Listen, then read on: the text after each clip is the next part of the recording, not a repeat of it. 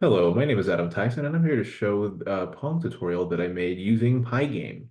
Without further ado, let's just go ahead and show the game first and foremost, and I'll get into the code. So as you'll see here, I got two options because I have two separate sets of gadgets that I've implemented into the Pong game that will essentially help out in making the game a lot more fun. So let's go with the first pair, and I'll show what that is right now. So you see, I have the game working, I have some background music going, and I have some hit noises for when the ball hits the paddle. Now, just to show right now, the gadgets that was implemented, and I primarily use a tutorial. You'll be able to find it easily when you look up Pygame Pong tutorial. And these gadgets were a part of it, and I think they're really cool. So the first one is double paddle. You do that. You can activate that. I should mention that I this is a two-player Pong game as of now. I am using both the WASD keys and the arrow keys to move both the left and right paddles.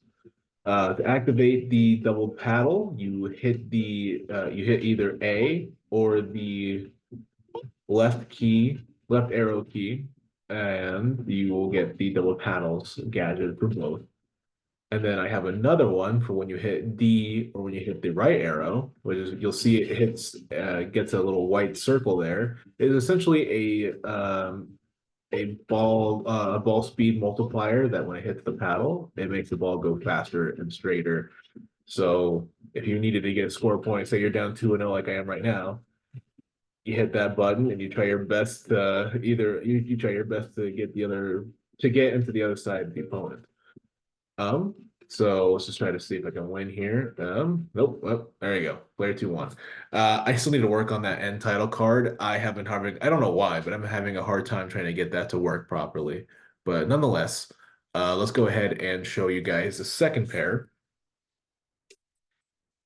So if I remember correctly, the first one, nope.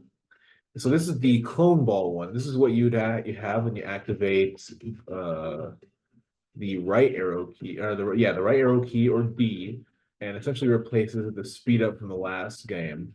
And it essentially just makes, like I said, like a clone ball that disorientates the person trying to hit the ball into hitting a clone version of the ball. So you kind of just gotta aim correctly when you're doing it. You can kind of see that there's a pattern, so you can try to jinx it, but if you try to aim for one specifically, it hurts. And then the other one, and then I still keep the double paddle from the first set, mostly because I think the double paddle was really nice. And so let's go ahead and get somebody to win here. Okay, I did not mean for that to happen. Oops. All right, yep, oh. And so actually you'll see now that I remember, you'll see the GP left is the amount of points you have on using gadgets. So specific gadgets use 1 point and other gadgets use 2 points. In this one, the double paddle uses 1 point and the clone ball uses 2 points. Um, so that's the game. Essentially, here's the beginning of my code here. Here's where I load up the sounds using Pygame Mixer, which is super easy to use. I actually really appreciated how easy it was to use. Here's the gadget pairs that I will implement. I'll show you right here. Well, I implement down here. When I hit the keys, it'll show that I increment on the gadget variables that I set up right over here. And essentially here I am just setting up the dimensions, the ball dimensions. Here's the gadgets. And here's essentially all of the movements that I will be making, the arrows and the buttons and the keys, I mean, to be able to help play the game. Um, I don't know. So I tried implementing this to make sure that the paddles don't overlap when I make a second one for each side, but it has not worked yet so far. So here's hoping that works. I get that to work soon. Here's all the ball movement where essentially I'll have a random choice of where the ball is going to move depending on the direction that the program chooses. So the direction is not player based on who scored. It's just randomly, it'll go from one side or another depending on randomness.